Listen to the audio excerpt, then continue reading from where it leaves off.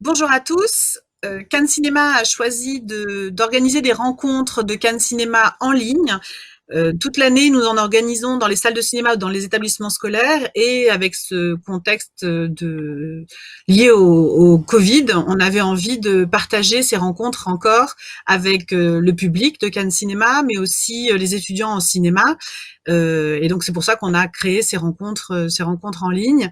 On a le plaisir aujourd'hui d'avoir le distributeur, le responsable de la programmation chez Backfilm, Philippe Lux. Philippe Lux travaille donc pour Backfilm, qui est une société indépendante de distribution basée à Paris. C'est une société qui va travailler sur différentes étapes de production d'un film, de la coproduction jusqu'à la distribution en salle, en passant par les ventes internationales. Depuis sa création, le Backfilm a distribué plus de 500 films, dont 8 films ont obtenu la Palme d'Or à Cannes. Je pense à Sailor et Lula, La Chambre du Fils, Le Pianiste, Les Meilleures Intentions, 4 mois, 3 semaines, 2 jours, et dernièrement d'ailleurs The Square. C'est aussi une maison de distribution qui fait beaucoup qui choisit des films étrangers évidemment, des films français aussi, et qui travaille aussi sur le répertoire de patrimoine. Donc c'est une société de distribution avec qui Cannes Cinéma travaille régulièrement pour son activité d'exploitation. Et on est très contente d'avoir aujourd'hui Philippe Lux avec nous. Nous avons également pour nous accompagner 4 jeunes, donc des étudiants et des jeunes en service civique. Nous avons Loris et Anna qui sont en service civique à Unicité Toulon, qui organise des clubs, notamment dans les collèges, des clubs cinéma dans les collèges. Nous avons Grégory qui est en BTS audiovisuel de Cannes et nous avons Antonin qui est en licence d'humanité et sciences de l'information à Lille. Donc ils seront avec nous pour cette rencontre avec Philippe Lux. Philippe, nous avons une première question pour vous sur le métier de distributeur. Est-ce que vous pourriez nous expliquer en quelques mots ce que c'est que le métier de distributeur? Oui, bah, comme on en parlait un petit peu auparavant, c'est à moi plutôt de vous retourner la question. Je parlais donc effectivement à Loris, Anna, Grégory ou Antonin pour voir ce qu'évoquait le fait d'être distributeur ou ce que c'était un distributeur, la distribution de films, la programmation. En fait, ce que pour vous qui êtes généralement spectateurs, qui n'avez pas forcément affaire à nous, ce que ça pouvait vous évoquer. Donc, je vais vous retourner la question. Alors, de mon point de vue, un distributeur de films, c'est la personne qui doit s'assurer de la bonne diffusion d'un film en salle par rapport aux audiences ciblées par la production et aussi la dimension du film afin d'avoir une distribution cohérente avec le budget qui a été alloué. Ben voilà, vous pouvez presque venir travailler chez BAC, quoi. J'ai dit presque. Euh, Effectivement, c'est un peu ça parce que je dis que c'est un métier qui est plutôt dans l'ombre du cinéma, parce que le cinéma, on parle toujours de strass, de paillettes, de stars ou de vedettes, et en fait, il y a beaucoup de métiers qui sont un petit peu derrière le rideau. C'est le cas des distributeurs, dans la mesure où en fait, si on prend une échelle verticale, vous avez tout l'aspect artistique avec les réalisateurs, la régie technique, les acteurs, le scénariste et tout, qui donc crée le film. Le producteur est plus là effectivement pour gérer l'ensemble des dossiers et faire en sorte que le film puisse donc se faire, être réalisé. Et en fait, avant que le film arrive en salle et soit vu par les spectateurs, il y a ce maillon, ce chaînon manquant qui est donc rempli par le distributeur. On peut parler de distributeur en France, enfin sur le territoire normalement national, et on parle généralement aussi donc de vendeur international qui vend les droits du film, les droits d'exploitation d'un film. Et pour la diffusion, c'est le distributeur qui est à la fois en charge de tout l'aspect technique, le doublage, le film annonce, les sous-titrages, l'aspect marketing, tout ce qui est donc dossier de presse, affiche, l'aspect publicitaire, et bien entendu le plus grand du métier de mon parti de métier, qui est donc l'aspect de programmation, c'est-à-dire d'être en lien avec les exploitants pour la diffusion du film sur l'ensemble du territoire. Merci Philippe. On va tout de suite enchaîner avec une question de Loris. Yes. Alors du coup, pour moi, je me demandais justement quelles sont les qualités qui sont plus ou moins requises pour exercer ce métier, ou du moins ce qu'on attend du coup de façon favorable. Les qualités, vous voulez dire, enfin, tu veux dire les qualités personnelles ou les qualités d'une société ou C'est vrai que la question, je pense que j'imaginais plus sous un angle personnel. Maintenant, Ouais, alors je vais rebondir sur deux, effectivement, en faisant deux réponses, c'est que distributeur, je sais qu'on allait parler de la formation pour ceux qui sont peut-être intéressés pour devenir à la fois exploitant ou distributeur. La première chose pour moi, c'est effectivement l'envie et la passion. C'est de se dire, voilà, ce que vous faites, là, sur certaines études que vous faites, vous qui faites le service civique, c'est que vous êtes certainement cinéphile ou cinéphage, que vous avez envie de partager cette passion.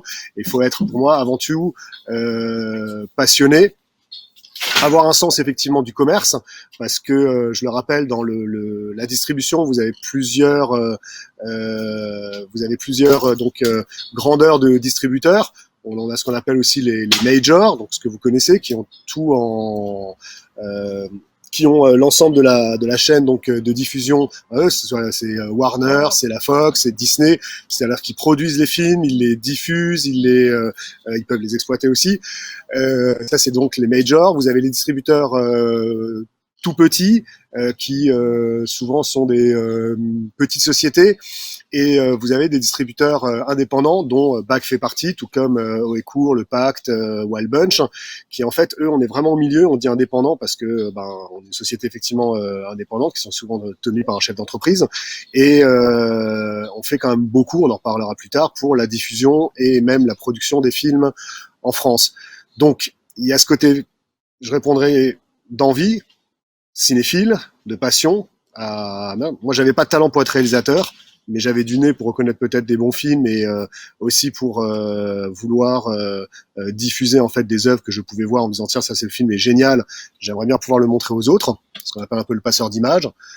Et sinon, il faut aussi avoir un petit peu le sens du contact, le plaisir de la communication, des rencontres et un peu de flair. Et beaucoup de chance. Super, super. Et du coup, j'aimerais bien enchaîner aussi simplement pour savoir si vous avez fait toujours ce métier en fait, ou si au préalable vous êtes passé par un autre cheminement que celui-ci. Ouais. Alors, vous avez un peu de chance, on va dire, pour ceux qui à un moment donné veulent se tourner vers ce métier, c'est que pendant longtemps, être distributeur exploitant, en fait, quand on était souvent, vous vous rappelez, en troisième, il y avait le conseiller d'orientation qui passait, qui disait, qu'est-ce que vous voulez faire et tout, tu vas être médecin, tu vas être boulanger, tu vas être, etc. Super. Et quand on disait, mais moi, j'aimerais bien être exploitant ou distributeur de films, bon, elle feuilletait, elle dit, ouais, d'accord, tu veux pas faire autre chose parce que je trouve pas. En fait, parce qu'il y avait pas de formation pour faire ce métier. Et il y avait deux moyens d'y arriver. Grosso modo, c'était le moyen plus court, c'était être fille ou fils d'eux, c'est-à-dire que vous repreniez l'entreprise familiale, comme c'était le cas, je sais pas, chez un boulanger, chez un boucher. Et il y avait beaucoup d'exploitants indépendants, et donc vous continuez à travailler là-dedans. Donc vous étiez déjà dans le sérail, comme on dit. Et sinon, c'était par passion, on va dire par passion ou par volonté, c'est que vous arriviez, comme il n'y avait pas de formation, et vous arrivez en disant avec le CV, voilà, j'ai telle et telle expérience, j'ai envie de me lancer là-dedans. Donc il y a pas mal de mes collègues qui ont commencé en ne connaissant pas forcément le métier, quoi. On a appris sur le tas, quoi. Et depuis maintenant quelques années, grâce à notamment à la FEMIS, l'école qui est donc à Paris, la plus grande école de cinéma là en France, avec Louis Lumière, la FEMIS a ouvert une section exploitation et distribution. Donc vous passez le concours de la FEMIS classique, le grand concours, et après, je crois au bout d'1 ou 2 ans, vous pouvez vous spécialiser, dans l'exploitation ou la distribution. Les places sont assez chères parce qu'on est quand même pas très nombreux en France à faire ce métier. C'est-à-dire que par promotion, vous avez 3 ou 4 distributeurs et peut-être 8 en exploitation. Voilà, donc vous avez tous les moyens d'y arriver, hein. Merci. Alors, Anna avait une question un peu plus précise sur vous, du coup, Philippe. Oui, tout à fait. Une question encore un peu personnelle. Quelle formation avez-vous suivi, du coup, pour faire ce métier? Ouais. Je sais pas si c'est le truc à suivre. En fait, j'ai fait des études, j'ai fait beaucoup d'études de sociaux, en fait. Bon, c'est simplement parce que je savais pas quoi faire exactement pour y arriver. Et la sociologie, c'est un truc tout con, c'est que ça sert à rien, mais ça vous ouvre surtout. C'est-à-dire que à la fois en sociologie, j'ai fait de la psychologie, j'ai fait des ateliers sur la criminologie, j'ai fait les études sur la manière de réaliser un match de foot. Enfin, vous voyez, ça part dans tous les sens. Mais donc voilà, plutôt sociaux. Et j'ai fait un diplôme de cinéma qui s'appelait le CPA, et à Strasbourg, pardon, ainsi que l'école de cinéma à Nancy avant de faire un DESS à Paris-Sorbonne de cinéma. C'est juste pour être franc, voilà, ça c'est juste, on va dire, voilà, des études, mais comme je dis, vous aviez pas quelque chose qui débouche sur ce métier. C'est simplement avoir un niveau, on va dire, voilà, un niveau scolaire, un niveau d'études, c'est toujours bien, ça fait toujours classe sur un CV, ça occupe. Mais je dirais plus que c'est par l'expérience que j'ai fait à côté, en faisant des ciné-clubs, en animant des festivals, en étant bénévole, au fur et à mesure où vous faites de l'expérience qui vous permet de rentrer. Et pour la petite anecdote, c'est vrai que quand j'étais à Paris, en cours d'économie de cinéma, le professeur avait demandé parmi l'ensemble des élèves qui voulait être producteur, bonne brassée à lever, qui souhaitait être réalisateur, pareil, bon nombre de personnes, qui voulait être distributeur. Bon, il y avait une main, c'était moi qui s'était levé. Le mec avait dit, ah bah c'est pas mal, au moins vous aurez l'embarras du choix pour distribuer les films, parce qu'à un moment donné, il faut bien quelqu'un qui les sorte. Donc voilà, comme je vous dis, on n'est pas nombreux à le faire, mais c'est plutôt passionnant et c'est assez important. Quels sont les avantages pour un film et son équipe de travailler avec un distributeur? La question est un petit peu curieuse, je vais dire simplement le fait, c'est-à-dire que ça dépend ce que vous voulez faire de votre film. C'est-à-dire que si vous faites simplement un film qui est pour votre plaisir ou pour montrer entre amis ou juste dire voilà j'ai fait un film, ça n'a pas d'avantage. Peut-être le film pour vous ou le côté artistique. À partir du moment où vous faites un film qui souhaite être diffusé et qui est diffusé notamment au cinéma, vous avez une chronologie des médias puisque vous pouvez avoir un film qui est fait pour le cinéma, vous pouvez avoir un film qui est fait pour la vidéo, vous pouvez avoir un film qui est fait pour la télé ou pour les plateformes, qui n'a pas le même statut. C'est-à-dire qu'à partir d'un moment où vous faites un film qui n'est jamais sorti au cinéma, qui n'est jamais exploité en salle, votre film ne sera jamais appelé film de cinéma ou œuvre cinématographique. Ce sera ce qu'on appelle de temps en temps dans le langage un peu facile un téléfilm ou alors un DTV, un direct vidéo.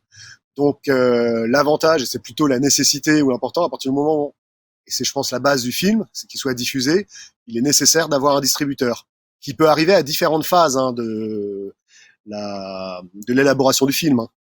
Merci. Antonin, à vous. Vous aviez une question. Alors oui, et ça concernait du coup, encore une fois la distribution et c'était pour savoir, si la distribution elle participait à la production financière, à la production du film en fait, dans le niveau financier. Bonne question, comme on dit. Et j'allais vous la poser aussi. La production a beaucoup changé depuis bien 2 décennies, voire un petit peu plus.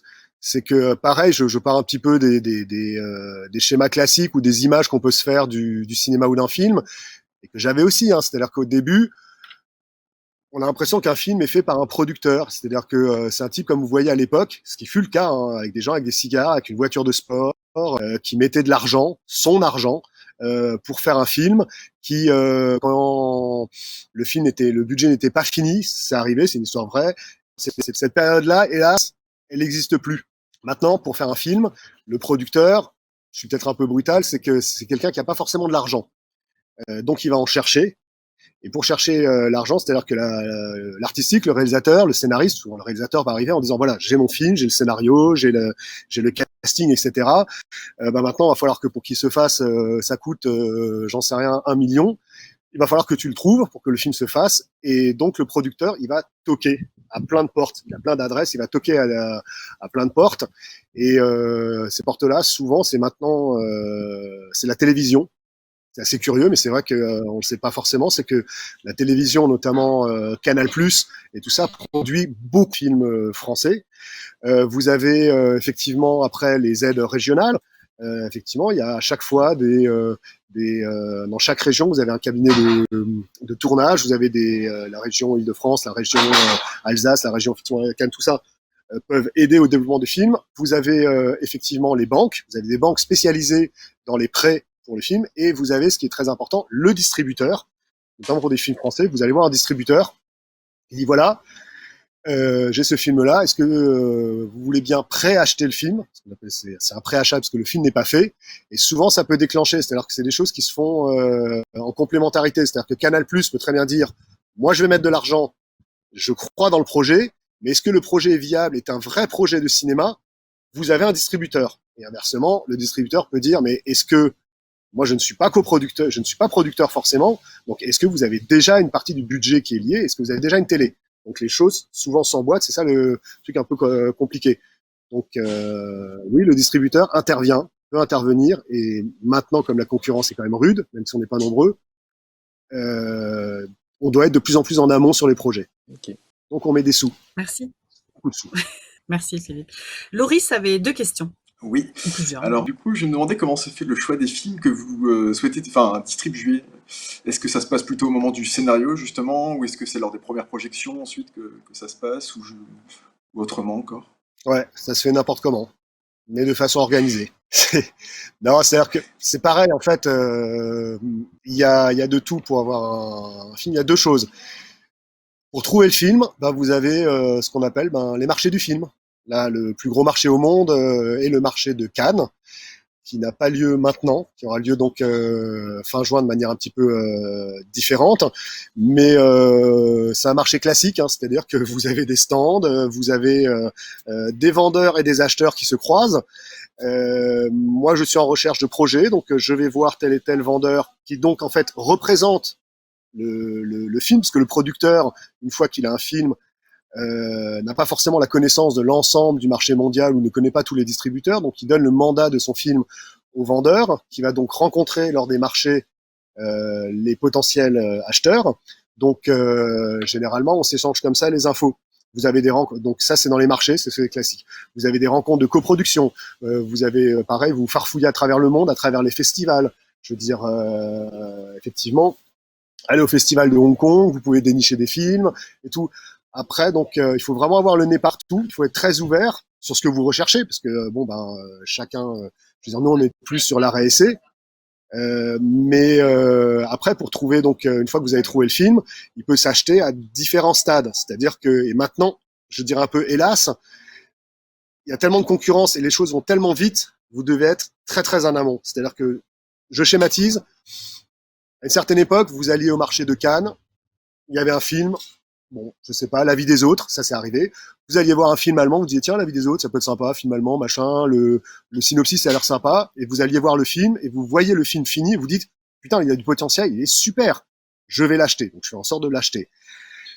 Maintenant, c'est un peu plus compliqué parce que vous allez en amont, c'est-à-dire que les vendeurs n'ont pas terminé le film et vous voyez ce qu'on appelle un promo. Vous voyez donc un promo, c'est une espèce de film-annonce rallongé qui vous raconte le film, qui vous donne une idée sur 3-4 minutes du film. Et vous dites, tiens, ok, le film a de la gueule, ça peut être intéressant, je vais l'acheter. Pareil, trop de monde, donc je vais aller encore en amont. Je vois, en fait, le film n'est pas fait, mais vous avez un scénario, vous avez un réalisateur et vous avez souvent des acteurs. Et vous dites, ok, le scénario me plaît, je vois le réalisateur, ça peut être intéressant, donc je vais prendre le pari de le faire. Et vous avez, pareil, si on fait des énormes paris, nous, ça nous est arrivé avec le deuxième film, dans une autre société, le deuxième film de Na Jing, The Murderer, Yellow Sea, The Murderer. En fait, on était tellement fan du film précédent qu'on avait hélas loupé. On a acheté le film sur 2 paragraphes. On savait le réalisateur, on savait à peu près l'histoire de quoi il s'agissait, et c'est tout. Et là, vous faites un vrai pari, parce que vous savez pas du tout ce que ça va être, et tout ça. Mais au moins, on était les premiers à acheter le film, et ça a mis 3 ans, c'est-à-dire entre le film se fasse, etc. Et au final, le film a été présenté à Cannes, un certain regard. Donc vous voyez, dans ce sens-là, c'est un pari réussi. Mais c'est pas toujours le cas. Loin de là, d'ailleurs. Autre question, quels sont vos critères pour choisir le bon film, bon entre guillemets? Les critères, ça dépend dans quelle société vous travaillez. C'est-à-dire que il y a des sociétés qui sont spécialisées dans certains films, donc par défaut vous avez les critères. GBK par exemple est une très très bonne société de films jeune public. C'est eux qui avaient découvert par exemple Kirikou, donc ils travaillent là-dessus. Donc vos critères vous les avez dans la définition de la société quoi. Vous avez des distributeurs qui ne sortent que du documentaire. Bon, vous trouvez. Nous, on est beaucoup plus large, c'est-à-dire qu'on travaille sur ce qu'on appelle les films arrêt-essai. Il y a une diffusion complètement floue qui veut dire tout et n'importe quoi, je vous l'accorde, puisque un film sur 2 sortant en France est globalement classé arrêt-essai. Mais voilà, on va dire film d'auteur. Et à partir de là, nous, on est assez ouverts. C'est-à-dire, un film d'auteur, ça peut être un film d'animation, ça peut être un documentaire, ça peut être, je veux dire, voilà, on a fait Les Enfants du Temps de Makoto Shinkai, c'est un film RSC, c'est une animation japonaise. On a fait L'époque de Mathieu Barrère, qui était un documentaire. On a fait Alice et le maire avec Lucchini de Nicolas Pariser, c'est un film de fiction. Donc, mais ça reste des films ce qu'on appelle RSC pour un public effectivement, voilà, on va dire plutôt senior. Ça, c'est les critères qui vous sont imposés. Après, pour trouver les films, en fait, le critère, je dirais, c'est de pas forcément en avoir, c'est de rester vraiment curieux sur tous les sujets, sur tous les, de faire un premier écrémage. Et il y a un truc qui est assez important sur le critère et que, hélas, tout le monde n'a pas et qui est difficile à voir, c'est le nez. De se dire, tiens, ce projet-là, c'est bien, je le sens, et ça peut faire quelque chose. Je travaillais dans d'autres sociétés, j'avais travaillé donc avec le créateur à l'époque de Backfilm, qui était Jean Labadie. Je me rappelle, lorsqu'il avait créé la société Le Pacte, il avait vu un film qui était quasiment pas fini, qui s'appelait Valse avec Bachir, avant que le film soit bien entendu à Cannes et que vous avez certainement entendu parler. Et il dit, j'ai vu un film d'animation en complié, rotoscopie et tout sur le sujet, voilà, Sabra Chapital et ça. C'est pour nous, on va le faire. J'ai vu le film, je me suis dit, et on l'a acheté très cher. Il m'a dit, ce film sera chez nous, ce film sera à Cannes, et ce film sera un succès. Bon, c'est le boss, hein, on suit. Hein. Bah, effectivement, il avait raison, parce que ce monsieur, il a effectivement ce flair. Donc, ça, c'est des belles aventures, c'est vrai que ça arrive. Mais comme je vous le dis, quelque part, c'est des anecdotes, parce qu'à côté, vous pouvez acheter plein de films en disant c'est bien, et le résultat, eh ben, vous pouvez être très déçu, quoi. Ça va pour les critères ? Merci beaucoup. Autre question, les noms du réalisateur, des acteurs sont-ils déterminants pour le choix des films? On va dire oui et non, c'est pareil, quoi. Vous, quand vous allez acheter un livre, vous achetez un livre selon l'auteur ou selon l'histoire ou selon vos envies. Donc, c'est pas obligé. Après, c'est vrai que en fait, ouais, vous avez deux cas de figure, c'est-à-dire que ça dépend de l'argent que vous avez. Quand vous avez Tarantino annonce qu'effectivement, il a eu succès, tout le monde le connaît, et il dit, bon, mon prochain film va être distribué, comme c'est à peu près le seul qui peut se permettre ça, je veux pas qu'il soit distribué par une major, mais je veux que ce soit un indépendant. Bon, on entend, un indépendant, voilà. Donc sur le marché, vous pouvez acheter le nouveau film de Tarantino, sans doute sur script, et là, comme vous dites, le réalisateur et tout, c'est déterminant, parce qu'on va avoir le prochain film de Tarantino. Le reste, ça passe un petit peu à côté. Donc voilà, et puis c'est de toute façon ça qui vaut la plus-value ou les sous du film. Euh, Comme je vous ai dit, on n'est pas très nombreux, mais on est quand même trop. Je veux dire, on peut pas tous se payer des noms d'auteurs. Nous, chez BAC, depuis quelques années maintenant, on fait des paris sur l'avenir, on va dire.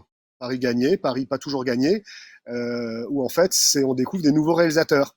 À l'époque, on avait préacheté le Grand Jeu, le premier film de Nicolas Pariser, et qui était sorti avec André Dussolier, Melville Poupeau et tout, qui avait fait une très belle carrière en festival, qui avait fait une très belle carrière au cinéma, à peu près un peu plus de 120 000 entrées. Et on était très contents et on s'est dit, effectivement, ce jeune réalisateur a vraiment du talent et on aimerait le suivre. C'est comme ça qu'on essaye de se faire on va dire un catalogue, c'est peut-être un peu dur, mais de suivre des auteurs plutôt que de les piquer forcément voisins. Donc on a suivi avec le producteur sur son nouveau film qui était donc Alice et le maire. Alice et le maire, on l'a préacheté dès qu'on a pu, tout de suite, sur scénario. Et ben, ça a été un très bon choix parce que ça a été une aventure sublime. Festival de Cannes, quinzaine des réalisateurs, sorti. Le film a un succès phénoménal, bien au-dessus de ce que tout le monde s'attendait, puisqu'on est à 720 000 entrées. Et le film termine avec donc le César de la meilleure actrice, quoi. Donc ouais, ça peut être déterminant, mais c'est déterminant parce qu'il a un nom qui veut dire quelque chose ou parce que ce monsieur a du talent. Mais après, on est plus, nous, sur le mode découvreur de talent, quoi. D'accord, merci beaucoup. Merci. On enchaîne avec Grégory. Alors moi, je voulais vous demander, lorsque un film est acheté, est-ce que vous développez une stratégie en fonction de ce dernier, en ce qui concerne le nombre de copies ou le type de cinéma dans lequel il est diffusé? Oui, c'est vrai, il faut que je bosse un peu parce que là, c'était le côté un peu plaisir d'aller voir des films, de choisir et tout. Je suis pas responsable des acquisitions, mais je peux avoir un petit peu le nez dedans. Mais effectivement, à partir du moment où on achète un film, et même avant, quand vous achetez un film, au bout d'un moment, comme on reste quand même sur un domaine, enfin, on parle de domaine artistique, mais on est quand même sur du commercial. Donc, moi, de temps en temps, je me dis, tiens, j'aimerais bien acheter ce film de genre, c'est génial et tout, avec des extraterrestres.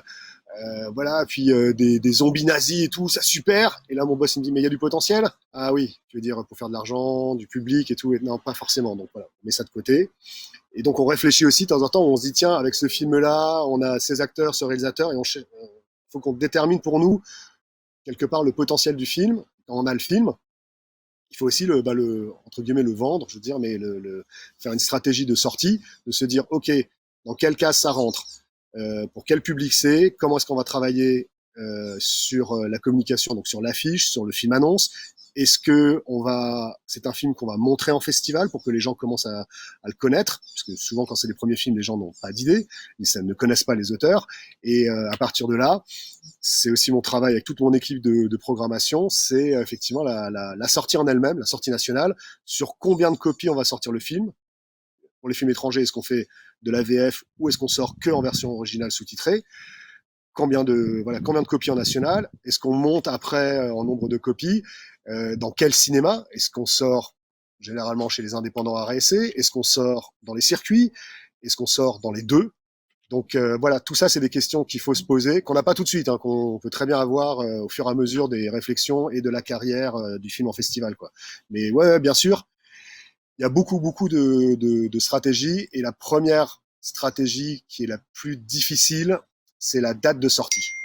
Quand sort-on le film? Donc on bosse Très quand même bien. un peu. Après, je voulais demander également si vous arrivez de demander à un exploitant de prendre un film fragile qui n'est pas forcément destiné à un très grand public pour obtenir en échange en quelque sorte le blockbuster du moment. Vous voulez dire du chantage? Un peu. Ouais, ça c'est oui, c'est les luttes d'influence, les luttes de puissance, et c'est ce qu'on appelle, là vous parlez directement des négociations. Pour être franc, c'est très compliqué. Ça dépend où vous êtes, à quelle position vous êtes. C'est-à-dire que je vais vous donner un truc tout con. Vous bossez chez Disney, vous sortez un documentaire sur la reproduction des fleurs. Bon, si moi je le sors, je suis pas sûr que vous allez le prendre. Mais si je suis chez Disney et que je vous dis, bon, ce documentaire sur la reproduction des fleurs, qui est sublime, qui, vous, je pense, vous en foutez totalement. Je dis, voilà, tu vois, je vais sortir Mulan, Star Wars et Marvel. Bon, si ça t'intéresse, c'est vachement bien le documentaire sur les fleurs. Vous le prenez? Parce que sinon, moi, ça m'intéresse pas de sortir Star Wars chez toi.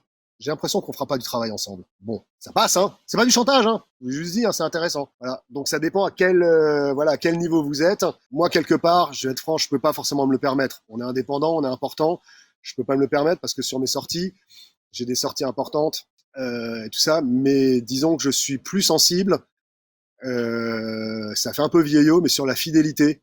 C'est-à-dire que, pareil pour anecdote, dans une autre société, quand je travaillais au Pacte avec Wildside, Wildside avait préacheté plusieurs films d'un auteur qui nous a beaucoup plu, qui était top, mais vraiment bizarre, qui s'appelle Nicolas Winding Refn.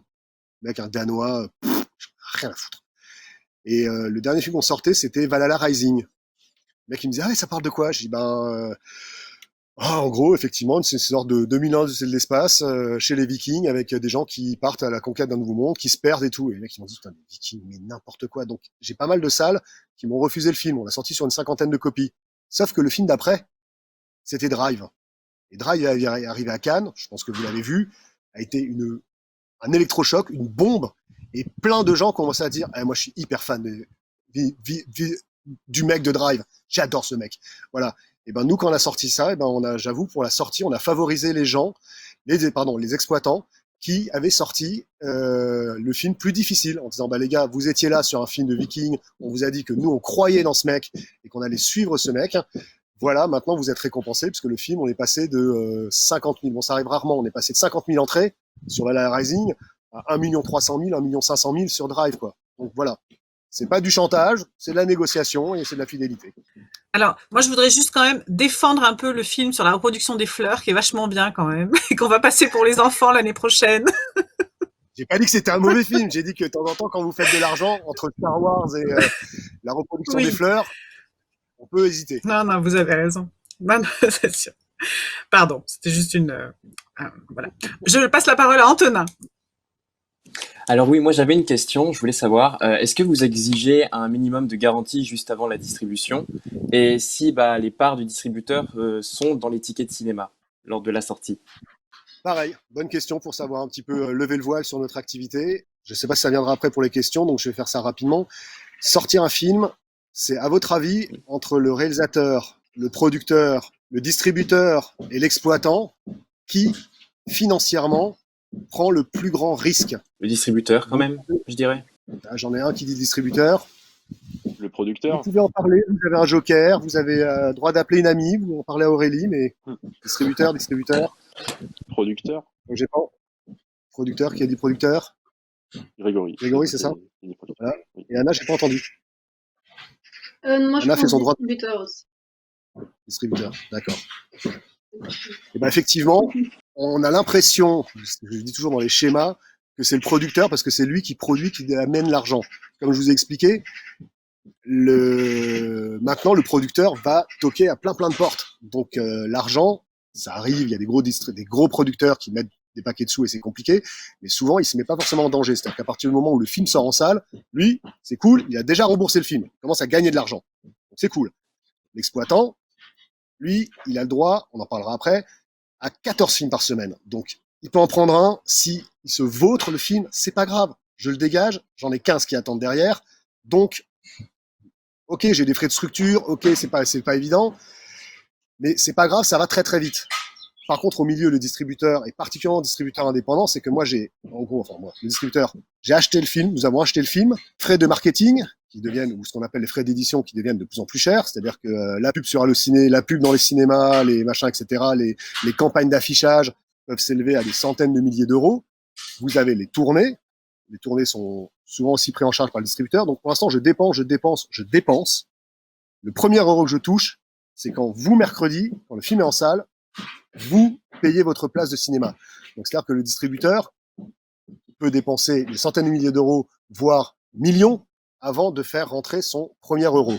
Et pour rentrer son premier euro, c'est pour répondre à votre question, c'est qu'en fait, effectivement, sur votre place de cinéma, toujours pour schématiser, en fait, se divise en partage, c'est des partages de recettes. L'exploitant sort le film à 50% de la recette et le distributeur, les premières semaines d'exploitation, ont 50% de la recette. Je globalise parce que sur ce ticket, vous avez après des taxes, la TVA et tout, et notamment la TSA, qui est en fait un pourcentage de votre billet qui est reversé au CNC, le Centre national de la cinématographie, qui en fait nous va permettre au cinéma français d'exister. C'est-à-dire que quand on demande des aides à la diffusion, quand les scénaristes demandent une aide au développement et tout ça, c'est le CNC qui paye, et par le biais d'une caisse commune qui est grâce à vous, qui est donc alimentée par les spectateurs. Donc, quand il y a 200 millions d'entrées en France, c'est vachement bien, ça veut dire qu'il y a des sous qui vont entre au CNC, ça veut dire que quelque part, ils vont aider le développement du cinéma. Ce qui a fait crisser beaucoup, je vous laisserai réviser la création du CNC, qui date d'après la Deuxième Guerre mondiale, c'est qu'en fait, au bout d'un moment, on a un petit peu vissé parce que, par exemple, les Américains, ça les faisait chier. C'est-à-dire que vous sortez des succès colossaux du Roi Lion et tout, et ben le Roi Lion ou n'importe quel autre film ou n'importe quel boost que vous pouvez aller voir d'une certaine manière étrangère aide au développement du cinéma français. Ça, c'est cool. Et cette aide-là, eux, ils ne l'ont pas. D'accord, ok. Est-ce que vous allez retirer des copies? Parce que quand vous distribuez un film, en fait, vous allez le sortir à tant de copies en France. Et si jamais il y a du succès, est-ce que vous ressortez d'autres copies? Ouais, alors, j'amorcerai aussi une autre question. En fait, c'est très bien, c'est parle de la stratégie. Je vous dis, on n'a pas la science infuse. Et moi, ma boule de cristal, je l'ai perdue lors d'un déménagement, donc c'est un peu chiant. Donc, on ne sait pas tout. Vous sortez un film, vous sentez que le film va bien. Je vais vous donner, je sais pas, on va parler d'un bon succès. Quand on sort un film comme Alice et le maire, je veux dire au tout début, on se dit bon, le film est quand même pas évident. C'est un film d'auteur. Ce n'est pas une comédie. C'est assez pointu. C'est très élégamment écrit. C'est très riche. C'est pas forcément facile d'accès. Lucchini a ses spectateurs et tout, mais c'est un film qui peut sortir sur, allez, on va dire 100 copies, 150 copies. Et pourtant, le film commence à prendre. En festival, il y a plein de gens qui aiment ça. Vous voyez, vous faites une tournée province. Vous vous rendez compte que, en fait, il n'y a pas que le public d'art et essai qui va le voir. Vous allez dans certaines villes, vous allez, je sais pas, à Montargis, vous allez dans les multiplex, vous vous rendez compte qu'il y a du monde qui vient. Donc, vous augmentez vos notes de copies. Les exploitants se disent, putain, en fait, Backfilm, ils ont un film qui va marcher. Il faut que je demande. Donc, vous augmentez votre nombre de copies. Et ça, c'est à vous de dire, non. Attendez, mon film, il va marcher. Donc, excusez-moi les travaux. Je vais le sortir sur 200 copies. que je vais privilégier. Et comme le film fonctionne très bien, vous allez avoir de la demande et à la fois vous allez servir des plus petites salles. Des plus petites salles, je veux dire dans des plus petites agglomérations. Donc vous allez augmenter votre plan de sortie en 2e semaine, en 3e semaine. Ça se faisait jadis parce que c'était en 35 mm. Je sais pas si vous vous rappelez, c'était la bande et tout qui passait. 35 mm, ça coûtait cher, ça coûtait grosso merdo 1 000 € la copie. Donc effectivement, vous sortiez dans les grosses villes à Angers, à Strasbourg, à Cannes, etc. Mais vous sortiez pas forcément à Martigues, vous sortiez pas à Saint-Tropez, vous sortiez pas à Bruy-et-la-Bussière, on se parle. Et ben ça, grâce à une autre entreprise qui s'appelait l'ADRC, l'Agence de développement régional pour le cinéma, ils se proposaient de tirer des copies pour des plus petites villes pour qu'ils aient accès plus rapidement là-dessus. Donc oui, on sort un film à X copies. Si le film ne marche pas, ben vous l'avez dans le baba et la semaine d'après ou en 2 semaines, votre film il est plus à l'affiche. Et inversement, si ça marche, c'est ça qui est compliqué, c'est qu'il faut garder la préciosité du film, se dire je vais pas l'ouvrir. De temps en temps, vous regardez le nombre de copies, où tout le monde le veut, et c'est la foire d'empoigne, ce qui est extrêmement compliqué, c'est-à-dire que vous avez des aberrations, vous avez des James Bond qui sortent sur 1007 copies. Il y en a partout. Et ça bouffe de la place pour les autres. Ça, c'est un autre titre. Ou alors vous faites des hold-up, vous sortez le film, vous savez que ça marche pas, vous faites croire que ça va être génial, tous les exploitants le prennent, et vous faites en 1 semaine ce que vous n'auriez pas fait en 5 semaines. C'est le jeu. Merci. Loris, vous voulez enchaîner avec votre question? Qu'est-ce que le numérique a changé du coup dans votre métier, hormis la fin des transports des copies? Bah voilà, c'est pour ça qu'on amorçait un peu. Le numérique a profondément changé ce métier.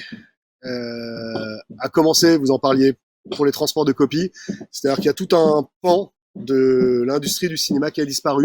C'était les transporteurs de copies. Et une manière de travailler, c'est-à-dire que quand vous faisiez ce qu'on appelait les circulations, vous aviez une copie dans cette ville, et puis ensuite elle passait dans une autre ville, puis elle passait dans une autre ville. Donc vous mettiez le stock à copie, le transporteur passait prendre la copie dans le stock, l'amener, je sais pas, à Cannes, et après Cannes, on se disait bah tiens, ça peut aller, je disais voilà, à Martigues, à Saint-Tropez, à Cagnes, etc. Donc la copie se baladait, et c'était des transporteurs routiers qui faisaient ça, ou des bus, ou des trucs comme ça. Ça n'existe plus. Ces gens-là ont disparu, hélas. Et après, le numérique, grosso modo, c'est que effectivement tout maintenant se passe satellite ou en dessous. Et ce qui était super, c'est que vous pouviez aller voir un film en 2e, 3e, 4e, 5e semaine, et ben vous aviez toujours une copie nickel, comme quand vous regardez votre DVD. Je veux dire, il n'y a pas, contrairement à la copie 35 qui s'abîmait, vous n'avez pas de rayures, de cassures, de poussière, des choses comme ça. Donc techniquement, c'est super. Comme ça coûte rien, c'est un fichier ou un disque dur, et ben c'est dématérialisé. Ça, contrairement aux c'est les distributeurs qui prennent en charge, donc on a une charge en plus. Hein. Parce que souvent les exploitants disent ah mais c'est bon, ça coûte plus rien. Vous appuyez sur le bouton, le film il part. Je dis ouais, enfin le film il part. Faut bien payer le truc satellite, ou faut bien payer le DCP, etc. Mais ça, le problème c'est que ça a augmenté curieusement le nombre de copies. Et ça, c'est devenu hyper problématique, on va dire. C'est que maintenant, on a un vrai souci économique, c'est-à-dire que vous avez beaucoup de films qui sortent. C'est-à-dire qu'à l'époque même, un type qui faisait un documentaire, vous vouliez faire un documentaire, on disait ouais génial, en 35 mm, en pellicule, c'est pas non mais j'ai pas de sous, c'est compliqué. Sauf que là vous pouvez le tourner avec votre caméscope, avec votre iPhone, etc. C'est plus facile. Donc déjà à la base, ça multiplie le nombre de films, puisque ça sort en numérique, plus besoin de pellicule. Le nombre de films est multiplié de façon exponentielle, et sur les gros films, le nombre de copies est devenu monstrueux. C'est-à-dire qu'à l'époque, quand on sortait, enfin à l'époque, je suis pas si vieux que ça, mais je veux dire, il y a de ça 15 ans, 20 ans, vous sortiez un film sur 300 copies, on disait, waouh, attends, c'est un truc de dingue. C'était énorme. Microcosme, que Bach avait sorti, qui a fait plus d'1 million d'entrées, est sorti sur 80 copies sales. C'est tout petit, ça n'existe plus, ça, maintenant. Et donc, le problème, c'est la place. C'est que vous regardez, si ça vous intéresse, vous regarderez les sorties globales chaque semaine, vous avez le nombre de copies qui sort, et le nombre de copies à Paris. Et ben maintenant, vous avez les gros films, au-dessus de 500 copies. Vous avez les films moyens, 300 copies. Et à un moment donné, il y a un creux qui s'est fait. Vous avez quasiment plus de films à 100 copies. 200 copies, là, il n'y a plus grand-chose. Et après, paf, vous avez des films à 50 copies. Ce qui fait que, en fait, c'est ça le problème. On a augmenté le nombre de films, on a augmenté le nombre de copies sur les les films désirés, alors que je vous parlais de préciosité, il fallait dire non, toi tu l'auras pas maintenant, ou toi tu t'engages pour l'avoir, mais je te le donne. Sauf que là, bah, c'est pas compliqué. Appuie sur le bouton, j'ai le film, je te le garde. Qu'est-ce que t'en fous, ça te coûte rien. Et ben en fonction de ça c'est le travail d'un distributeur de dire bah non justement, tu vas faire un travail d'accompagnement pour éviter qu'il y ait ça, mais hélas, voilà. Donc numérique c'est une bonne chose, mais faut-il encore le contrôler, ce qui est pas forcément évident. Et bien justement, Anna avait une question en rapport avec cette réponse. Combien de films sont distribués en France chaque année et y a-t-il un quota de films? Un quota, vous voulez dire du nombre de films ou un quota sur Oui, du des nombre films de films distribués en France en un an. pareil, j'aime bien pour voir un petit peu comment vous suivez. Selon vous, globalement, combien de films sortent par an en salle? Je parle tout confondu. Des gros films de Disney, aux documentaires, aux films de reprise, voilà, donc des sorties. Combien de films? Alors attention, j'ai à ma droite 600. Je dirais une centaine. Attendez, il y a quelqu'un qui dit une centaine, quelqu'un me dit 1600. On parle du nombre de films, hein, pas de copies, hein. Une centaine. On dit plusieurs centaines, moi. Ah, plutôt 500. Plusieurs centaines. Ouais, plusieurs 400, centaines dans 500. les. Vous n'oubliez pas. 500? Bon, bah, vous avez raison, c'est entre 100 et 1500. En fait, il y a 800 films qui sortent. 800 films l'année dernière. Avant, c'était 500, 600, 700. On a monté là, l'année dernière, on est à 800 films. Et pour vous imaginer juste un truc, on se parle à nous parce que, semble-t-il, vous aimez le cinéma, vous êtes cinéphile. Je sais pas combien de fois vous allez au cinéma par semaine. Combien de fois vous allez au cinéma par semaine voir un film? C'est pas grave, c'est juste une question. En temps Mais par normal, mois, on va dire une fois, une à deux fois par semaine. voilà. Une à Ouais, deux. voilà. Une à deux fois. Oui, un peu une à plus. deux. Une à deux fois par semaine. Bah, juste, vous voyez ce qui se passe, effectivement, vous avez raison, c'est que vous êtes plutôt cinéphile et tout ça, vous allez au cinéma, vous êtes des assidus, on va dire, de l'écran, vous allez une à deux fois, sauf que chaque semaine, il y a 15 films qui sortent. Donc, vous voyez la casse qu'il y a, le truc compliqué, que si le film ne fonctionne pas en première semaine, bah, derrière, il y en a 15 qui poussent en disant « moi, je veux la place, vas-y, etc. » Donc, effectivement, il y en a trop. C'est pas bien de dire qu'il y en a trop, parce qu'après, le ministre de la Culture ou là, les institutions, on va dire, c'est important la diversité, la mixité, les trucs super, comme un bouquin, quoi. Et effectivement, oui, c'est bien. C'est-à-dire que ça peut permettre à des petits distributeurs ou à des petits films, notamment des documentaires, de faire des carrières sur la longueur. Il y a des documentaires qui sortent que sur 10 écrans à Paris, enfin, pardon, pas à Paris, France, et que vous allez voir dans 3 mois. Nous, on a fait ça, on a sorti L'époque, un film sur justement la jeunesse, la nuit, qu'est-ce qu'ils avaient passé, tout ça. L'époque est sorti sur une vingtaine de copies France, et on a travaillé le film sur 6 mois. Grâce à ça, il a pu exister sur 6 mois en accompagnement. Truc, c'est bien, mais ça vous laisse juste pas la température, mais de voir la conséquence du nombre de films par rapport à ce que vous allez voir. Il y en a quelque part, il y a beaucoup de casses, quoi. Beaucoup de casses. Alors moi, j'avais une question. Donc Aurélie, hein, Cannes Cinéma. J'avais une question en tant qu'exploitante. C'est vrai qu'il arrive parfois qu'on ait des films, qu'on ait envie de présenter des films. Nous, on fait pas vraiment de sortie nationale, donc on veut passer des films qui ont 1 an, des fois 2, 3 ans. Et il arrive que les distributeurs nous disent, bah non, j'ai plus de copies, ou ça nous arrivait pour le 35 mm. Hein, je vous avoue plus que pour le numérique, mais c'est vrai que des fois, on nous dit, bah non, j'ai plus les droits de ce film. On attend de voir les rachats de droits, etc. Est-ce que vous pourriez nous parler justement de cette durée d'exclusivité, de droit, etc. Pas mal. Je retiens la question. Ouais, effectivement, ça c'est pareil, c'est un pan d'une négociation dont on parle peu, mais qui est extrêmement important. C'est-à-dire que, je le rappelle, le distributeur achète le film et l'ayant droit pendant une période. Ce n'est pas lui le propriétaire du film. Généralement, c'est effectivement les droits d'auteur, le producteur et tout à qui appartient le film. Donc, vous achetez le film sur une période qui est définie dans le contrat, qui est une négociation. Ça peut être, pour des films de répertoire, ça peut être 2 ans. Ça peut être effectivement 10 ans. La bonne chose, qui est intéressant, c'est il faut au moins que vous achetiez, quand vous êtes distributeur indépendant, il faut au moins que vous achetiez, ce n'est pas mon domaine, parce que ça c'est le domaine juridique, mais entre 10 ans et 15 ans, c'est bien. On vous vend pas le film plus de 15 ans, sauf pour anecdote Netflix, qui généralement peuvent dealer des films à 99 ans, autant dire, on t'achète le film et il t'appartiendra plus, mais ça existe. Donc vous avez le film sur une période de 15 ans. Ce qui vous permet pour la chronologie des médias de gagner de l'argent. Parce que comme je vous l'ai dit, vous l'achetez cher, vous le sortez en salle, ça ne marche pas ou ça marche difficilement, vous ne vous remboursez pas. Ensuite, vous avez la vidéo qui se casse la gueule, donc vous gagnez pas encore forcément beaucoup d'argent. Et ensuite arrive les premières fenêtres de télé, Canal+, là vous commencez à gagner de l'argent, plus les autres chaînes de télé, OCS, machin, plus que la chaîne en clair, plus ensuite les plateformes vidéo, etc. Donc vous voyez, tout ça, c'est une chronologie qui s'étend, et c'est sur les années où vous pouvez effectivement gagner de l'argent. Bon. Plus c'est long, mieux c'est, comme on dit. Et pour cette histoire de numérisation, c'est que de temps en temps, Aurélie, il y a des fois, j'ai acheté un film, je n'ai plus les droits, donc il faut que je vous renvoie parce qu'effectivement, je ne suis plus exploitant, pardon, je ne suis plus ayant droit du film, qui revient au producteur. Et à l'inverse, avec cet effet numérique, cette révolution numérique, le truc, c'est que les films, à partir du moment où il y a eu ces films en numérique, ils ont été tournés en numérique. Les réalisateurs se sont mis à tourner donc avec des caméras numériques, donc ça ne posait pas de problème. Mais ceux qui étaient en 35, vous aviez la bascule à faire.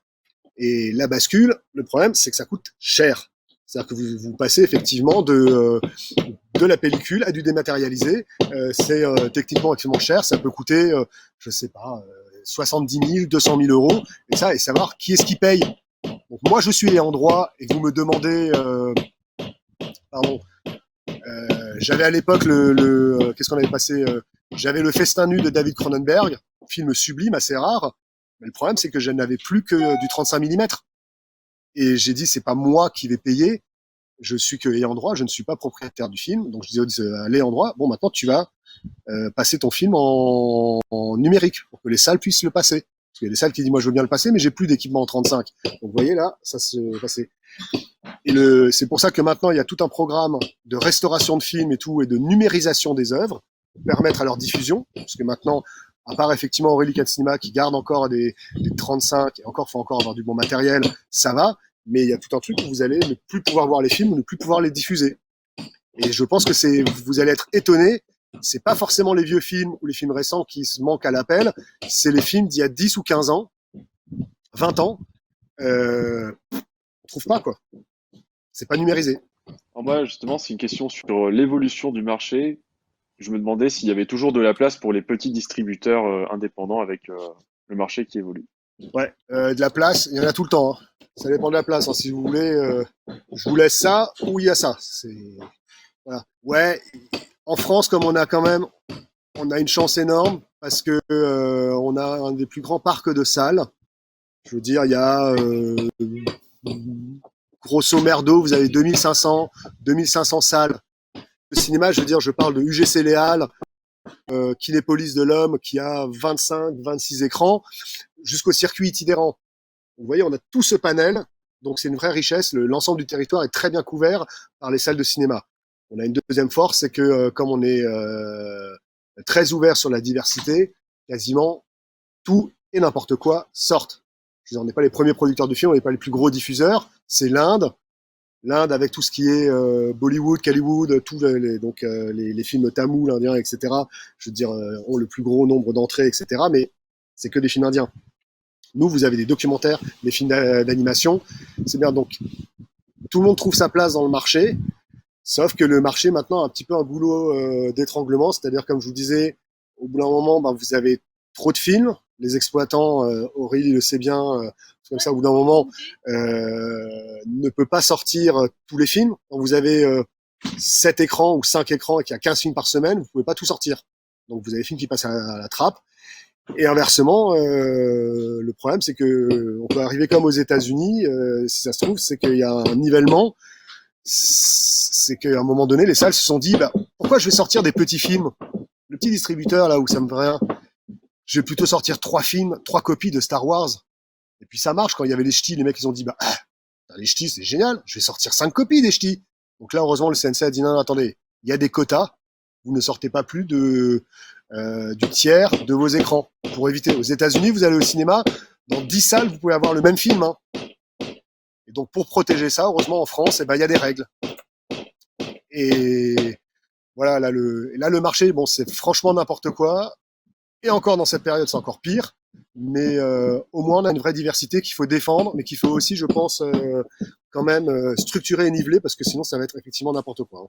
La preuve en est, il y a pas mal de distributeurs, Aurélie les connaît bien, dont Mars, qui est un énorme distributeur, qui a hélas disparu, quoi. En vue de la pandémie actuelle qui paralyse le monde entier, est-ce que du coup ça engendre un impact néfaste, irréversible et sur long terme? L'épidémie par rapport au cinéma, Par rapport à la distribution, ouais, le cinéma et la diffusion.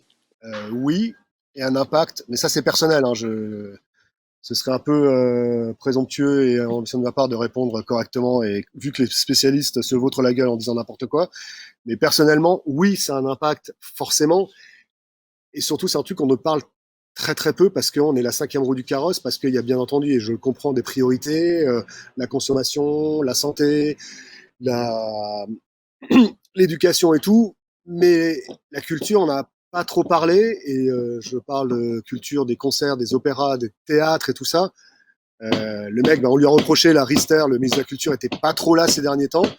Et sur le cinéma, on, on s'en rend pas compte, mais ça va être terrible. C'est que n'oubliez pas, contrairement à certaines activités, le cinéma s'est arrêté. Le 18 mars, ou un truc comme ça, il me semble, le 18 mars, c'était fini. Les salles ont fermé. Les salles sont toujours fermées. Donc, des gens comme nous, l'activité s'est arrêtée. L'activité d'Aurélie de Septima s'est arrêtée. Les festivals, Cannes, c'est arrêté. On devrait être là aujourd'hui en premier jour de Cannes. Ça s'est arrêté. Toute activité économique a stoppé. Le problème, c'est qu'on ne sait pas quand est-ce qu'elle va reprendre. C'est qu'on aimerait bien que ça reprenne assez rapidement, mais on n'a pas de date, puisque vous savez, les trucs sanitaires, c'est compliqué de voir comment est-ce que ça va se faire. Bon, c'est un cinéma. On parle pas du mois de mai, on parle pas du mois de juin. On évoque juillet, août. Certains parlent de septembre. Donc vous imaginez, vous avez 6 mois où il n'y a pas d'activité.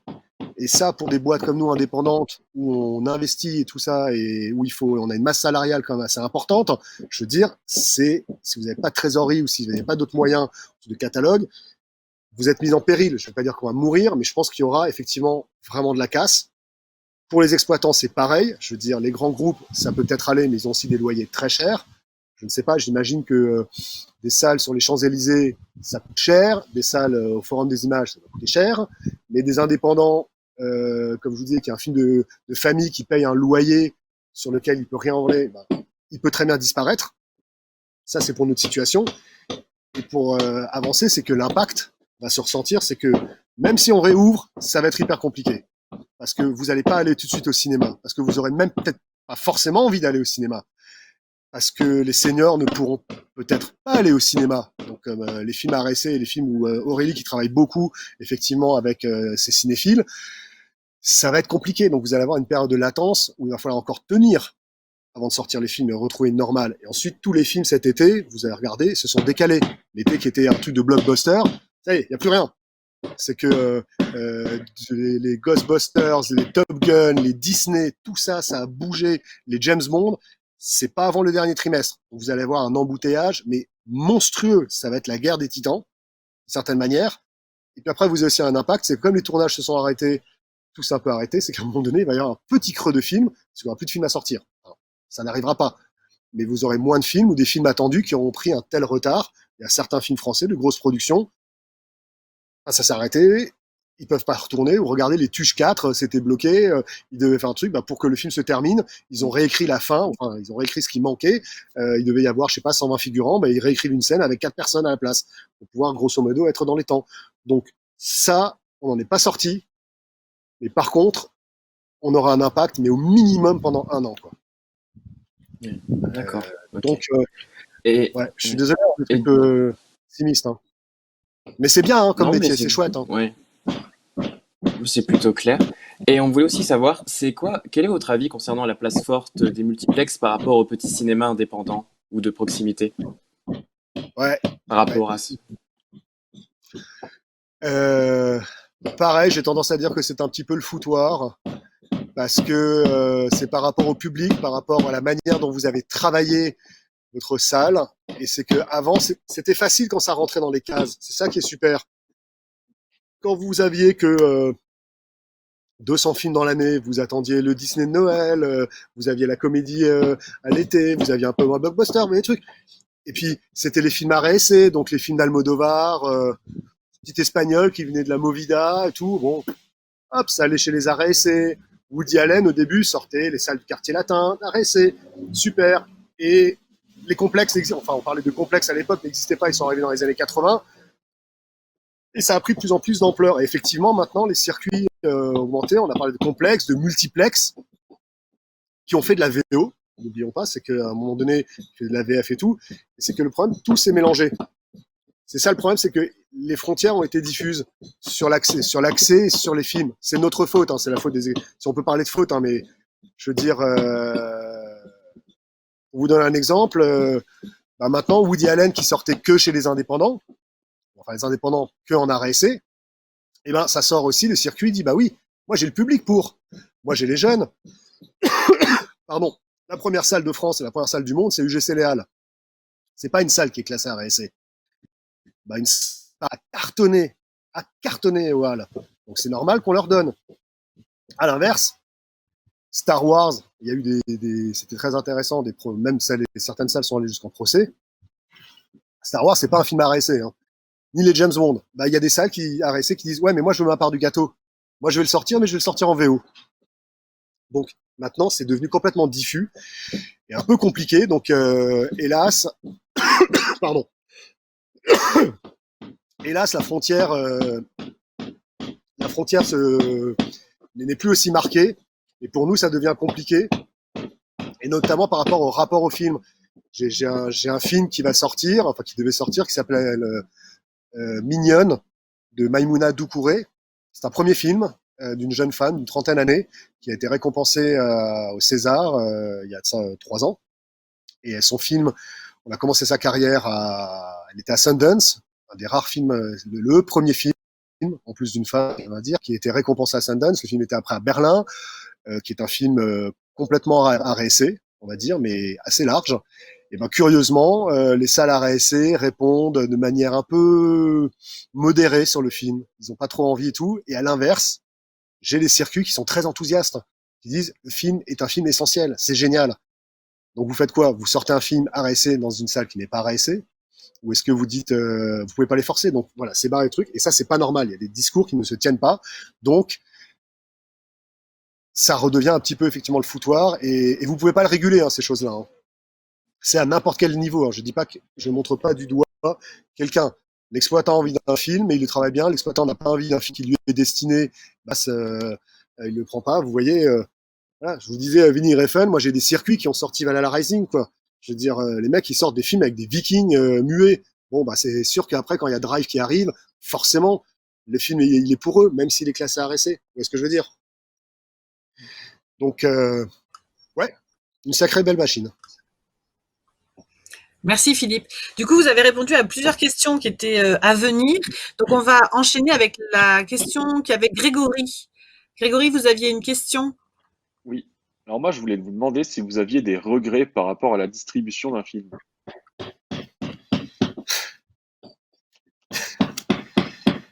Des regrets sur un film que j'ai distribué ou des regrets sur des films que j'ai pas eu ou Où la stratégie de distribution n'a pas été faite de manière, enfin, où la stratégie de distribution s'est révélée être inadéquate par rapport au film. Ouais, c'est-à-dire que vous remettez en cause mon travail. Ouais, c'est sympa, merci de la question. Ouais, je vais encore être pessimiste, hein, mais vous voyez, je suis quand même enthousiaste. Vous avez beaucoup plus de regrets et de déceptions que de victoires ou de bonnes surprises. Je veux dire, un distributeur indépendant, qui est un vrai distributeur indépendant comme nous le sommes, comme les sociétés comme Pyramide, Wild Bunch, Futsal Pact, on joue beaucoup et on gagne peu de fois, mais quand on gagne très fort. Je veux dire, oui, le Pacte a sorti Les Misérables, que personne ne voulait, les chaînes ne voulaient pas produire, auquel il faut quand même dire Backfilm a quand même apporté une part de coproduction, si je ne me trompe pas. Là, le film fait 2 millions d'entrées, vous voyez ce que c'est, donc ça, c'est une surprise. Mais à l'inverse, vous avez 15 films qui se vautrent la gueule, vous avez un film qui peut fonctionner, qui sort du lot. Donc après, pour en parler chez nous, on a des films, je vous dis, vous avez des déceptions quand, par exemple, vous achetez un film sur scénario, vous vous dites, tiens, c'est vachement bien, c'est super. Ben, moi, j'ai du mal à lire les scripts, je suis plus sur les images. Quand vous arrivez, vous voyez le film, et en fait, le film, dans le montage, dans l'éclairage, dans la direction d'acteur, il n'est pas là. Et ça, c'est un risque qu'on prend parce qu'on l'a acheté sur scénario et que le film est là, c'est une déception, c'est un regret. Et pour aller jusqu'au bout, l'anecdote, moi, le regret que j'ai vraiment, c'est un film on a fait un pari qui s'appelle Un grand voyage vers la nuit. Je ne sais pas si vous l'avez vu, un film chinois de Bigan. Est-ce que vous l'avez vu, juste simplement que je sache? Non, vous l'avez pas vu. Ah ouais, c'est regrettable. C'était un deuxième film. C'était un deuxième film qu'on avait préacheté. Le mec qui avait fait Cali Blues, film chinois, donc déjà pas évident. Pour vous dire, le script, c'était 60 pages avec des dessins, des explications de mouvements de caméra, des trucs comme ça. C'était pas du tout narratif. Mes boss ont dit, on y va, on va avoir un film sublime. On tente le festival de Cannes. Le film était tellement compliqué à mettre en place qu'ils en ont vu une version, vous savez, ils voient les films très en amont et le film n'était pas du tout fini. Donc, on va dire au forcing, parce qu'ils ont un petit doute, le film loupe la dernière marche de la compétition, mais est sélectionné à un certain regard. La spécificité du film, c'est un peu à la lignée, un film un peu à la Wong Kar-wai, quelqu'un qui revient dans sa ville d'origine, Kelly Blues, qui a tué quelqu'un par amour pour une femme, et qui revient pour retrouver cet amour. Au milieu du film, vous avez une traversée littérale, une traversée d'écran de cinéma, et le film bascule en 3D avec un plan séquence de 55 minutes. Jamais vu. Artisan. Sublime. Donc compliqué à mettre en place. On s'est dit on va le travailler. Les premières réactions des festivaliers sont dithyrambiques. Les salles se disent c'est magique. La presse est de dingue. Trouve ça génial. Et on n'est pas livré du matériel. Là, on se bat, on va vers le matériel. Les Chinois ne livrent pas le matériel. Donc je ne peux pas montrer le film. On met une date de sortie qui est annulée parce qu'on n'a pas le matériel.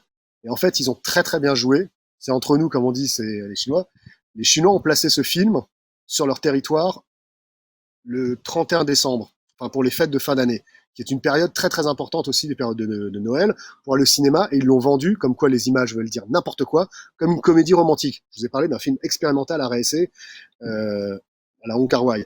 Eux, ils l'ont vendu comme une comédie romantique. Ce soir, chérie, on fait un resto et je t'emmène voir Dirty Dancing. Et ça a cartonné, comme personne n'avait vu le film. Ils ont fait pratiquement plus de 30 millions de dollars le premier jour au box-office. Un film d'auteur chinois, Jia Zhangke, fait 14 ou 16 millions en Chine. Le mec, en une journée, il bat tous les records. Le lendemain, il fait plus qu'1 million, parce que les gens se sont dit, mais c'est quoi ce truc? Les mecs sont devenus millionnaires, et nous, on n'a pas pu, on a sorti le film après, quasiment en janvier, de façon difficile, sans avoir eu le droit au réalisateur, sans avoir eu de copie. Le film s'est vautré, vous n'avez pas vu, parce que c'était compliqué à exploiter. Le film a dû faire 20 000 entrées, alors que le film est fabuleux. Et ça, c'est effectivement un regret de ne pas avoir pu travailler comme on voulait. C'était un peu long, mais ça vous donne aussi, de temps en temps, les petites aventures qu'on a. Oui, puis c'est intéressant, les anecdotes. C'est aussi une part de votre métier qui est intéressante pour nous. Alors, Ouais. on a bientôt fini cette rencontre. On a deux dernières questions. Une dernière question de Loris, suivie d'une dernière question de Anna. Du coup, pour ma question, c'était pour savoir si vous aviez un rapport cinématographique ou cinéphilique particulier avec la ville de Cannes, du coup. Ouais, elle est au milieu de l'écran, là, elle s'appelle Aurélie Ferrier. Oui, enfin, un rapport particulier. Cannes et voilà, la ville du festival de Cannes, qui est, quoi qu'on en dise, le moment le plus important pour les professionnels, pour des festivaliers et pour une carrière de film. Je veux dire, il se passe plein d'aventures là-bas. Je veux dire, Cannes peut lancer un film. Alice Elmer a été montré à Cannes. S'il n'avait pas eu la quinzaine des réalisateurs et ces trucs, il n'aurait pas eu peut-être cette carrière-là. Cannes peut défaire un film. On a aussi eu un film qui est passé à Cannes et qui hélas se fait rejeter injustement. Donc ouais, c'est génial pour le festival. Et après, Cannes, moi j'ai le plaisir d'y aller pour les rencontres, pour tout le travail que fait Aurélie, parce qu'elle montre des films à la fois de temps en temps nouveaux, elle permet des échanges. Je pense avec le travail qu'elle fait avec Gérard Camille sur Cannes Cinéma et Cannes Junior, qui est génial parce qu'à chaque fois j'essaie d'avoir un film sélectionné chez eux, parce que ça permet aux réalisateurs, moi ça me permet de montrer des films avec un contact direct auprès des scolaires, que ce soit les collégiens et les lycéens, et de prendre la température d'un film, puisque le plus important, c'est votre avis, c'est vous le public qui va mener. On ne peut pas vous imposer au goût. On peut pas vous imposer un film, je veux dire, même quand ça marche avec des dizaines de trucs de pub. Je veux dire, John Carter de Mars que Disney ou Fox avaient sorti, ça a été un bide. Pourtant, ils ont dépensé des tonnes de pubs. Bah non, on l'impose pas, c'est vous qui est important. Donc, faut être à votre écoute. Et pour nous, le lien, la transition, c'est des gens comme Aurélie, Cannes Cinéma, qui me permettent de rencontrer films. Donc, voilà. Cannes, j'aime bien y aller. Et puis là, bon, j'y suis pas. C'est avec un fort regret, mais bon, Aurélie pense à moi et ça, c'est important. Bah oui, évidemment. D'ailleurs, on Voilà. reporte Cannes Junior. Hein. Cannes Écran Junior sera reporté dans le cadre des rencontres cinématographiques de Cannes cette année. On va pas laisser tomber notre sélection Cannes Écran Junior. Super. Bah, j'espère que j'aurai un film pour vous. Bon, très Vous bien, on aurez un attend de film. voir. Voilà. Avec grand plaisir. Exactement. Anna, la dernière question vous revient. Oui, donc la dernière question, c'est un peu une question qu'on pose à tous les professionnels du cinéma, c'est quel est le plus beau film du monde pour vous? Ouais. Vous en avez un. Moi, j'en ai pas un. J'ai pas de plus beau film au monde. J'ai des films que j'aime particulièrement. J'ai des réalisateurs que je suis tout le temps, mais euh, pour moi, enfin, je sais pas. S'il faut parler simplement s'il faut choisir des films qui m'ont marqué, que j'aime par-dessus tout, ouais, il y en a deux, trois, dans des genres différents. Je dirais, pour moi, le film au-dessus, c'est Blade Runner de Ridley Scott, parce qu'il existe différentes versions, parce que ce film, adapté d'un roman de Kadik, a complètement changé la vision aussi du cinéma, parce que ça a été un film qui a été, lorsqu'il est sorti à l'époque, qui a été complètement segmenté, coupé, il y avait eu rajouté des voix off, etc., et qui a été un flop, et qui est devenu maintenant un classique, à tel point que Villeneuve avait fait donc un remake, enfin pas un remake, une suite, pardon. Donc Blade Runner, pour moi, c'est un film, ouais, un film phare, un film angulaire, un truc absolument sublime. Comme j'aime le répertoire, je dirais aussi, ça vous donnera peut-être des idées pour regarder les films. Je suis très attaché à un film qui s'appelle Aksan, La sorcellerie à travers les âges, qui est un film de Benjamin Christiansen des années 20, film muet, qui est d'une splendeur hallucinante en 3 chapitres, à la fois modernité sur le folklore de la sorcellerie, mais qui pose déjà dans les années 20, dans le dernier chapitre, l'histoire de la psychologie, de l'hystérie, de dire que c'est peut-être pas des cas de possession, mais que c'est simplement peut-être aussi des cas de maladie mentale. Et on en parlait dans les années 20. Donc quelle modernité. Et pour finir, peut-être 2 films, parce que je suis très proche du cinéma asiatique, que j'aime beaucoup.